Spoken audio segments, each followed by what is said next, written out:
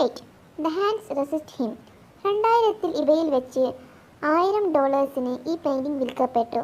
അന്നു മുതലാണ് ഈ പെയിൻറ്റിങ്ങിന് പ്രശസ്തമായത്. ഈ പെയിൻറ്റിങ്ങിന് ഒരു ആർട്ട് ഡീലർ ഉൾപ്പെടെ 3 പേരെ വേട്ടയാടിയിട്ടുണ്ട്. അവരിൽ ഈ പെയിൻറ്റിങ്ങിനെ ആദ്യമായി വ്യാഖ്യാനിച്ച വ്യക്തിയും ഉൾപ്പെടും.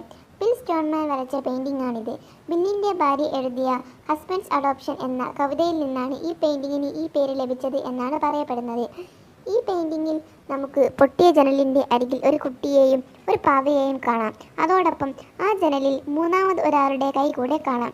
കാലിഫോർണിയയിലെ ഒരു മദ്യശാലയിൽ നിന്ന് ഉപേക്ഷിക്കപ്പെട്ട നിലയിൽ ഒരു കപ്പിൾസിന് ഈ പെയിൻറ്റിങ് ലഭിച്ചത്. അവരാണ് ഇതിനെ $1000 വിറ്റത്. അവർ ഇത് വിൽക്കാൻ കാരണം എന്താണെന്ന് നമുക്കൊന്ന് നോക്കാം. അവരിലെ ആ സ്ത്രീ പറയുന്നത് ഇങ്ങനെ: ഒരു ദിവസം തൻ്റെ 4 വയസ്സ് മാത്രം പ്രായമുള്ള മകൾ തന്നോട് പറഞ്ഞു, ഈ ചിത്രത്തിലുള്ള കുട്ടികൾ രാത്രിയിൽ പരസ്പരം തല്ലുകൂടുന്നു. എന്നിട്ട് അവർ തൻ്റെ